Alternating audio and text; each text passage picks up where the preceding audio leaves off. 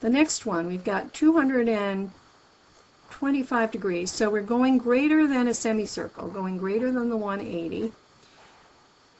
That's greater than 1 pi, isn't it? 1 pi is 180. So well, how much greater is it? 225 degrees. What's the ratio here? Well, I think I can I divide both of these by 45 degrees? Is that going to work? 45 will go into this 4 times, correct? And 45 will go into this 5 times. So the ratio that we have between 225 and 180 degrees is 5/4. So it would be 5 pi over 4.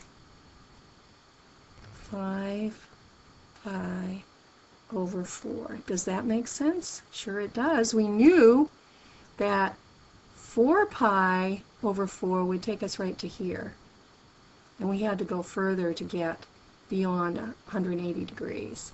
How many revolutions is that?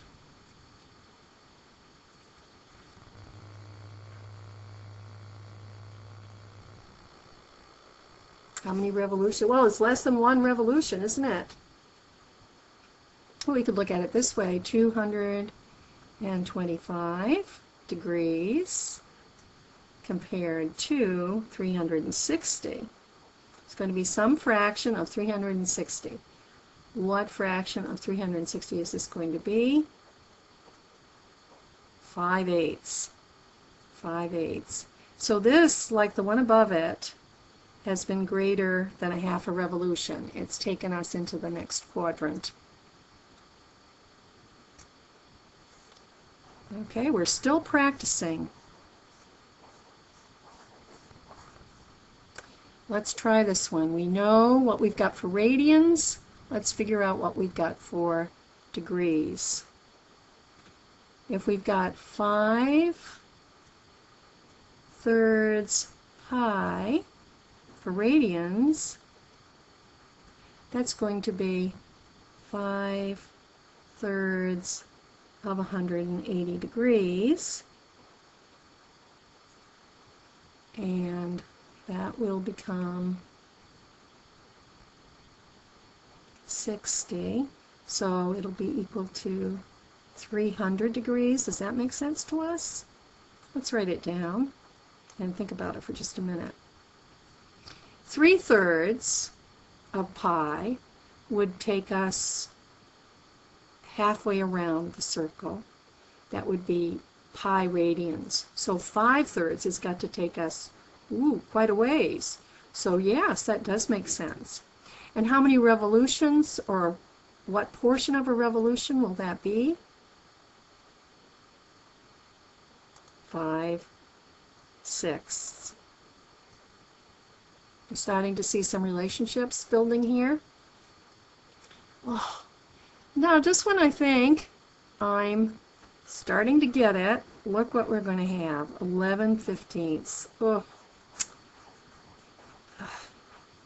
11/15 of a revolution. Well, let's start by figuring out how many degrees that is.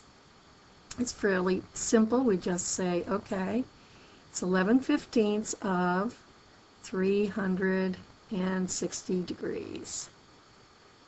And 15 will go into that evenly.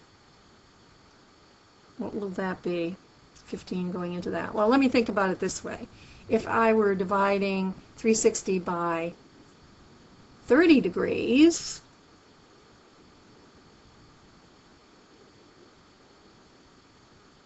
it would be 12. So this is twice as many, so it's got to be 24. Somebody check me on that and make sure I'm okay. Is that right? 24 times 12 will give me 360. Well, let's verify that. Turn my calculator on. 24 times 15. Yeah, okay, so I just verified my calculation there. Now 11 times 24, oh, as long as I got the calculator, let's let the calculator do the work. 24 times 11. Calculators are great for doing these arithmetic problems for us. 264. All right, and 11/15, can you figure out what that is going to be in radians? Well, you may have noticed there's a relationship here. 5/3 pi, 5/6. 5/4 pi, 5/8.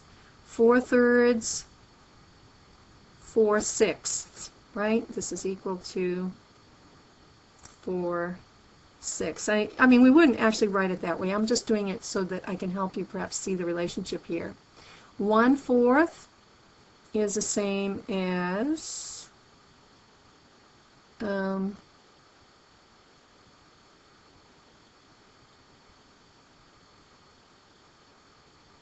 1/8, 3/4, 3/8, 1/2, 1/4. What's happening? We can always double the denominator, right? Well, in this case, that doesn't work so well. But what is this equal to? 22 over 30. True? Does that help us at all? So how many radians do you think we're going to have here?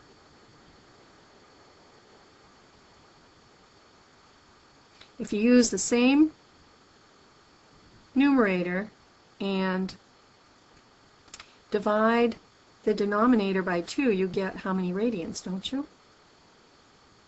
So 22 pi divided by 15. 1 radian. Ha ha ha ha. It's the first one where we don't see pi in there.